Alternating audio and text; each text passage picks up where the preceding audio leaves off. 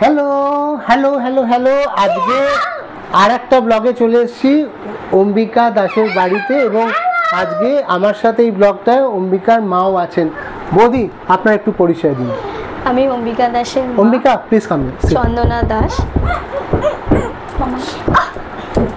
অম্বিকা দাসের মা চন্দনা দাস। আজকে এসেছি অম্বিকা দাসের কেস হিস্ট্রির কিছুটা ডিসকাস করতে। আচ্ছা, তো Ambika, now we will have a talk. সঙ্গে আমার ইন্টারভিউ। আচ্ছা বৌদি, ওর এই যে সমস্যাটা, এটা কিভাবে ধরা পড়লো, আপনারা কিভাবে ফিল করতে পারলেন ও জন্মাবার পর? অ্যাকচুয়ালি এটা হচ্ছে ওর জন্মের আগে। আচ্ছা, যখন ও আমার 6.5 মাস আমার আলট্রাসোনোগ্রাফি হয়েছিল ওর পেটে থাকাকালীন, তখন আর কি আমি জানতে পারি যে ওর একটু প্রবলেম আছে পায়ে। সেটা হাতের প্রবলেমটা তখন ধরা পড়েনি, পায়েরটা ধরা পড়েছিল।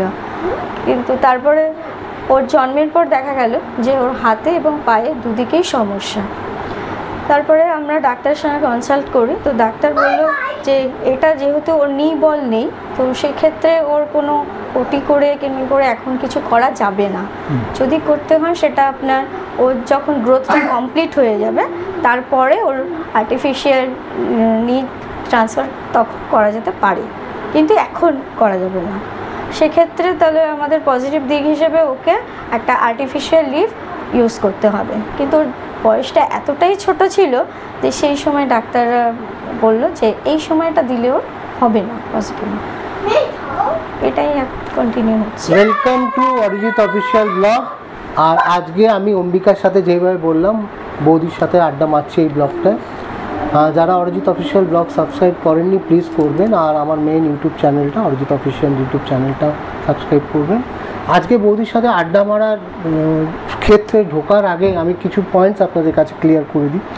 অম্বিকাকে আমি প্রথম একটা ফেসবুকে দেখতে পাই 2024-এ, এবং আমার আগের ভিডিওটাই আপনারা জেনেছেন যে ও 2024-এর শক্তি সম্মান পায়, এবং একটা স্পেশাল ক্যাটাগরিতে, মানে এখনও অবধি 2022 থেকে আমি যে শক্তি সম্মান করছি তার সবথেকে ইয়াংগেস্ট দাবিদার ছিল অম্বিকা। ওই ভিডিওটা দেখে আমাকে খুব ইন্সপায়ার করে।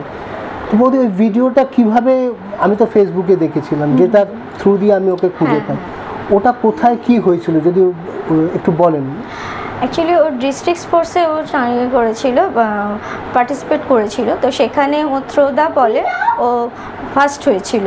তো ওই স্পোর্টসেই আর কি ওখান থেকে ডিস্ট্রিক্ট স্পোর্টসের যে এসআই ওরা সব ঠিক করেন যে ও যেহেতু ওখানে ফার্স্ট হয়, এবং ওখানে যে জেনারেল যে বাচ্চাগুলো আছে তাদের প্রত্যেকটা বাচ্চার সঙ্গে ও কিন্তু নিজেকে মিলিয়ে নেওয়ার চেষ্টা করেছিলেন, এবং ওরা নিচে বসে আছে বলে ও নিজের চেয়ার ছেড়ে নিচে নেমে আসে এবং তাদের সঙ্গে বসে ওখানে খেলাধুলা করে, ওদের সাথে দৌড়াতে থাকে, এবং ওদের সঙ্গে থ্রো দ্য বল নিজে থেকেই করতে থাকে। কম্পিটিশন যখন হয় তখন তো পার্টিসিপেট করেছে, কিন্তু তার আগে ওদের সঙ্গে ও খেলতে থাকে ওখানে জেনারেল যারা বাচ্চা আছে। তো সেই ক্ষেত্রে ওরা এই জিনিসটাকে খুব ভালোভাবে দেখেন, এবং সেটাকে ওরা ভিডিওতে করে তারপরে ওরা চ্যাম্পিয়ন অফ দ্য চ্যাম্পিয়ন ট্রফিটা যখন ওরা দেন ওকে, ওর এই পজিটিভ দিকগুলোর জন্য, তারপরে ওর এই থ্রো দ্য বলের ফার্স্ট হওয়ার জন্য, স্পোর্টসের জন্য, সব কিছু মিলিয়ে যা ওরা ওকে আপনার চ্যাম্পিয়ন অফ দ্য চ্যাম্পিয়নের ট্রফি ওকে দেন। তারপরেই ওরা ভিডিওটাকে অ্যাপ্রোচ করেন। তারপরেই আমি অম্বিকাকে ফেসবুকের মাধ্যমে খুঁজে বার করি এবং মাল্টিমিডিয়ার মাধ্যমে ভিডিওটা, তারপরে ওকে শক্তি সম্মান দেয়া হয়। দেখুন ও কতটা ফিল করতে পারলো জানি না, অ্যাজ এ মা, অ্যাজ এ বাবা। মানে আজকে দাদা নেই, দাদার একটু ব্যস্ত বলে আজকে এই ব্লগটা আমি রাখতে পারছি না, কিন্তু আমি আবার যখন আসবো, কারণ অম্বিকার সাথে আমার এই জার্নিটা মিশন 100 ফাইটার্সের মধ্যে দিয়ে হচ্ছে, যেহেতু ও শক্তি সম্মান পেয়েছিল, এবং যারা শক্তি সম্মান পায় তারা আমার সাথে মিশন 100 ফাইটার্সে ট্রাভেল করে। আমি হোম ভিজিট করি, আজকে প্রথম হোম ভিজিট করতে এলাম ওর বাড়িতে, এবং ওর ডেভেলপমেন্টটার দিকে আমরা নজর দেবো নানা রকম। ধরুন আমি ক্রিয়েটিভলি ওর মধ্যে যে পজিটিভিটিটা আছে সেটা নানা রকমভাবে ডেভেলপমেন্ট করানোর চেষ্টা করব, এবং আরও কিছু ইনফরমেটিভ তথ্য বৌদির কাছ থেকে জানার চেষ্টা করব। আচ্ছা বৌদি, এই যে শক্তি সম্মান পেল, অ্যাজ এ বাবা মা কী ফিলিং ছিল? সত্যি কথা এটা আনএক্সপেক্টেড আমাদের কাছে। তবুও যখন ও শক্তি সম্মানটা পেল তখন আমাদের একটাই হলো যে ও জন্মের পরে যে কষ্ট, যে মানে বেদনা আমরা সবাই মিলে ভোগ করেছিলাম, আমি ওর বাবা, সেই সম্মানের মাধ্যমে আমাদের মনে হলো যে না, ও জীবনে কিছু করতে পারবে। একটা সময় তো আমরা নিজেরা হাল ছেড়ে দিয়েছিলাম না, যে ও হয়তো কিছু হবে না, কারণ এই একটা হাঁটতে পারে না, নিজেকে নিজে প্রেজেন্ট করতে পারবে কি না, এই নিয়ে একটা আমাদের চিন্তা ছিল। কিন্তু যখন ও শক্তি সম্মানটা পেল, তখন আমাদের কাছে এটা পরিষ্কার হলো যে না, ও কিছু করতে পারে, শুধু করতে পারে নয়, আমাদের থেকে আরো ভালো কিছু, বেশি কিছু করতে পারবে। ওর মধ্যে যে পাওয়ারটা বৌদি আমি দেখলাম, বা যেটার জন্য দেখলাম, ওর টেনারসিটিটা, ইচ্ছেটা দেখছেন তো, এক সেকেন্ডও চুপ করে বুঝতে পারে না। এনার্জি লেভেল, এই ওর এনার্জি লেভেল যদি ওর সাথে মেশেন, বা ও খুব ইজিলি আপনার সাথে কমিউনিকেট করবে। মানে ও ধরুন একজন নতুন, মানে যা মনে হলো আমার, যে অপরিচিত কোনো মানুষ এলো, ও কথা বলছে না বা ও কোলে যাচ্ছে না, একদম নয়, তার মধ্যে ওর এটা প্লাস পয়েন্ট। ও মানে ক্রিয়েটিভলি, মেন্টালি, এবং হয়তো সব কিছু গুছিয়ে বলতে পারছে না আপনার আমার মতন, বা সব কিছু করতে পারছে না, কিন্তু এনার্জি লেভেল আপনার আমার থেকে অনেক বেশি। এটাই হচ্ছে ওর প্লাস।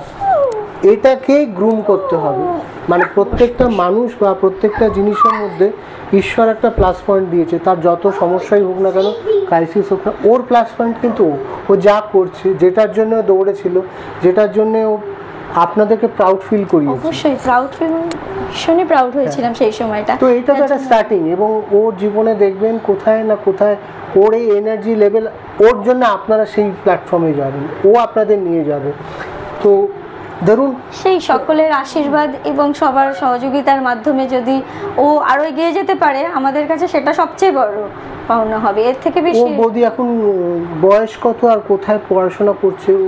অ্যাকচুয়ালি তো ওর বয়স হচ্ছে জুনের 13 জুন ওর বয়স হয়েছে 7+। ও এখন পড়ছে হচ্ছে আপনার যাদবপুর সম্মিলিত উদ্বাস্তু বালক বিদ্যালয়ে, ইংলিশ মিডিয়াম। ও ইংলিশে খুব কমিউনিকেট করতে চায়, এটা মানে ও ইংলিশ শব্দ উচ্চারণ বা ইংলিশটাকে খুব, ও মানে বাংলার থেকেও ইংলিশে কথা বললেও কমফোর্টেবল, ও ফিল করতে পারে। বেঙ্গলি থেকে ইংলিশে যদি আপনি ওর সঙ্গে কথা বলেন, ও ভীষণ ইজি ভাবে এবং নিজের মতো করে সুন্দর করে ওর প্রেজেন্ট আপনাকে উত্তরটা দিতে পারবে, আনসারটা দিতে পারবে। দেখুন স্কুলে তো নর্মাল বাচ্চাদের সাথেই ও পড়ছে। হ্যাঁ, ও কিন্তু নর্মাল বাচ্চাদের সঙ্গে জেনারেল স্কুলেই পড়ে। এই স্কুলের সাপোর্টটা কিভাবে পান আপনারা, মানে কতটা সাপোর্টিভ হলো? স্কুলের সাপোর্টটা বলতে ওর সঙ্গেই আমাদের গার্জিয়ানদের অ্যালাউ করেছে, যেহেতু ওর একটু প্রবলেম আছে হাঁটা, তারপরে লেখা, তো সেই ক্ষেত্রে আমি কিন্তু অম্বিকার সঙ্গেই থাকি। এবং অম্বিকার যে স্কুলের টিচাররা, ওর বেঙ্গলি, ইংলিশ, ওর ইভিএস যে কজন টিচার আছেন, প্রত্যেকেই ওকে খুব হেল্প করে। যে ওনারা বোর্ডে লিখে দেয় অম্বিকা কতটা লিখতে পারছে, কতটা করতে পারছে, ওনারা সবসময় ফলো করেন এবং আলাদা করে ওকে এসে জিজ্ঞেসও করেন যে অম্বিকা কতটা তুমি লিখেছো, কতটা তোমার রেডি হয়েছে, সেইভাবে ওনারা ওকে জিজ্ঞেসও করেন। এটা একটা খুব সুন্দর প্লাস পয়েন্ট যে একটা নর্মাল স্কুলে অম্বিকা পড়ছে এবং স্কুল সাপোর্ট করছে, অম্বিকাকে অ্যালাউ করছে। তো এইটা চাইবো, মানে পশ্চিমবঙ্গ নয়, ভারতবর্ষের সব স্কুলেই এই স্পেসটা যদি ডেভেলপ করা যায়, যে একটা নর্মাল স্কুলে কোনো একজন ফাইটার ছেলে কিংবা মেয়ে, তাকে যদি সুযোগ করে দেওয়া হয়, সে কিন্তু আরও মেন্টালি তার ডেভেলপমেন্টটা অনেক বেশি হয়, সেও ওদের মতন হতে চাইবে। তো এই যদি ডিফারেন্সেসটা আমরা ভুলে যাই, যে ও পারে না, ওর দ্বারা হবে না, ও চ্যালেঞ্জ, ও ফিজিক্যালি ডিসেবল, এই শব্দগুলো যদি আমরা ভুলতে থাকি, প্লাস ধরে নিই যে এরাও পারে, এরাও একটা নর্মাল ছেলের মেয়ের মতন সব কিছু করতে পারে, স্কুলগুলো যদি এগিয়ে আসে যেভাবে এই স্কুলটাও এগিয়ে এসছে। আপনাদের দাদা কোথাও চাকরি করেন না কোনো বিজনেসের সাথে, কি করেন দাদা? দাদার একটা দোকান আছে, উনি হচ্ছে মানে লন্ড্রির দোকান যেটা বলে সেটা করেন, তো মানে ডাই ক্লিনিকে।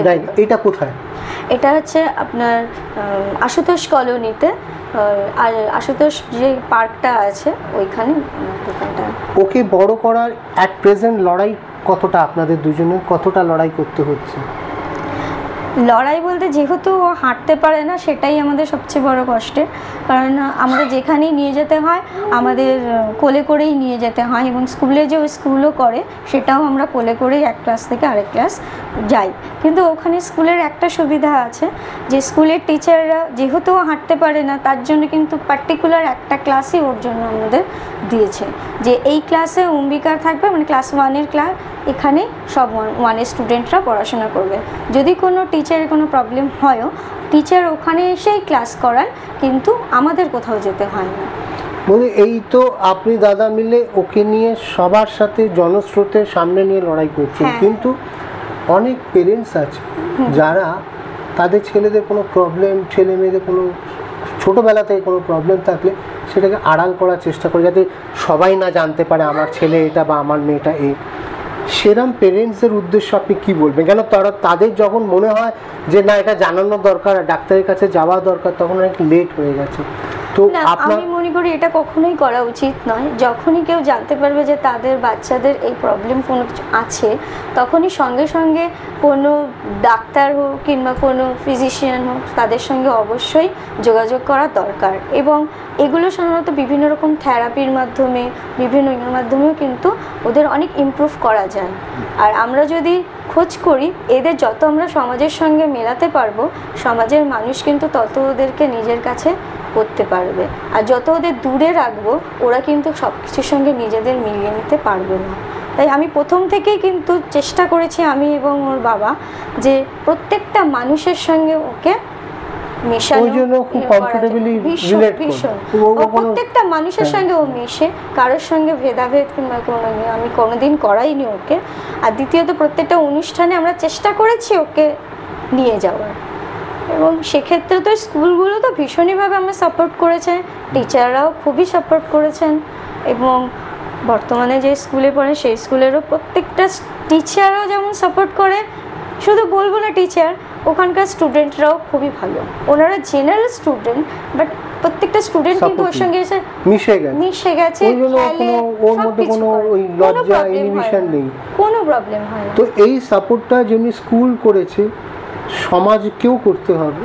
আপনাদেরও অম্বিকার পাশে এসে, ওর বাবা মার পাশে এসে দাঁড়াতে হবে, অর্থ নিয়ে নয়। সাপোর্টটা দরকার হচ্ছে মেন্টাল সাপোর্ট, সাপোর্টটা দরকার হচ্ছে অম্বিকা আমাদেরই মতন একজন, সাপোর্টটা হচ্ছে আপনিও আমাদের পরিবারের একজন। অম্বিকার বড় হওয়ার পেছনে ওনারা তো ওনাদের বেস্টটা দেবেন, আমরাও কি পারি না আমাদের তরফ থেকে অম্বিকাকে ওর মতন করে বড় হওয়ার ক্ষেত্রে একটু সাপোর্ট দিতে? যার যে ভিডিওটা যারা দেখছেন, কোনো মানুষ বা কেউ যদি চান অম্বিকাকে পাশে এসে দাঁড়াতে, ওকে একটু সাপোর্ট করতে, তাহলে কিন্তু আমার সাথে যোগাযোগ করলেই আমি ডিটেলসটা দিয়ে দেবো ওনাদের। আপনারা একদম ডাইরেক্টলি কমিউনিকেট করবেন। কারণ আমার উদ্দেশ্য হচ্ছে, এই ব্লগটার উদ্দেশ্য হচ্ছে, মিশন 100 ফাইটার্সের উদ্দেশ্য হচ্ছে জনসংযোগের বীজটা করা আর অম্বিকাকে মানুষের সাথে চেনানো।